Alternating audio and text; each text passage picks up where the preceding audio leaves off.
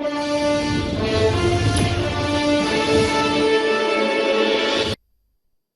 you so much for staying with us, everyone. We've been talking politics and policies of the present government of the day. Well, former CBN Governor Emir Kano said, look, the president must listen, his government must listen, or else it will end the way of his predecessor. These are words of caution that we're looking at. Well, let me quickly show you what some Nigerians feel when China's television conducted this poll on Twitter. Mr. Yokpere, who is a guest in Abuja, so take a look at this. When we asked our viewers, how would you rate Buhari's economic policies in the face of present realities and APC campaign promises? Well, good, average, poor, and confused about the policies. Some of the options there. There you go. You can see more Nigerians are feel that they have confused policies and poor policies. Well, let me quickly ask you, Mr. Onyekwe, with what you've seen, you said they must have a strong economic team. And when you look at this rating and some of these things that have been said, do not end the way of your predecessor. That's according to Emir of Kano. How does this play out to you?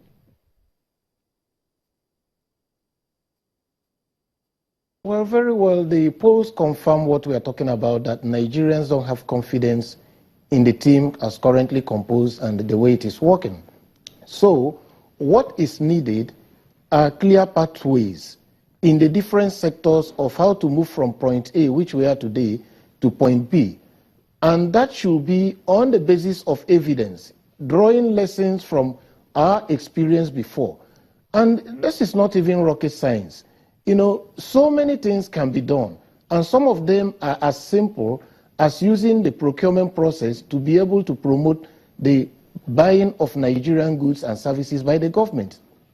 And some of them can be as simple as even the National Assembly reducing some of the money that they vote for themselves year after year. Some of it can be as simple as Mr. President auctioning off some of the jets in the presidential convoy. So there are quite a number of things that can be done. Some of them can even be as creative as using part of the pension funds, if it is properly negotiated, the fiduciary relationships and the trust is built, and the investment can give good returns, to invest in capital expenditure to grow the economy and to spend our way out Mr. Onyekwe, just so that we round up on some of these issues now, just a moment, let me quickly allow you to round up with the comment based on what Professor Wole Soyinka said on the issue of the Niger Delta. We lose about ₦1 billion every day due to the vandalism of oil installation in Nigeria's oil-rich Niger Delta. It says it looks so much that the president, that's what the militants are saying, that he's not listening to the issues of the dialogue. Well, how best, in your rounding up now in a few seconds, how best do you think the government of the day must tackle this issue of dialogue with the militants in the Niger Delta and the economy in that region urgently? Yeah. Considering what we are losing, I thought that dialogue with the Niger Delta militants or people in the region should have been on the front burner from day one. It should have been anticipated that as soon as this government took over power, that there was supposed to be crisis in the Delta.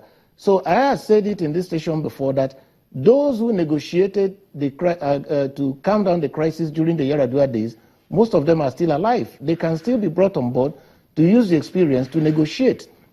Because if we are losing so much in terms of revenue, we should be able to get that back. I mean, we suffered a double dip. We are lost so much because the price of crude oil has crashed. And even the little we should get, we can't get it because of the crisis in the Delta. So we expect that negotiation to take place. All right, thank you so much, Mr. Ezen.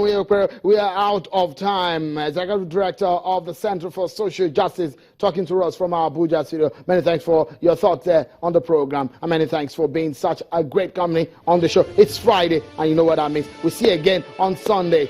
I'm Sean Okimale on behalf of the team. Bye for now.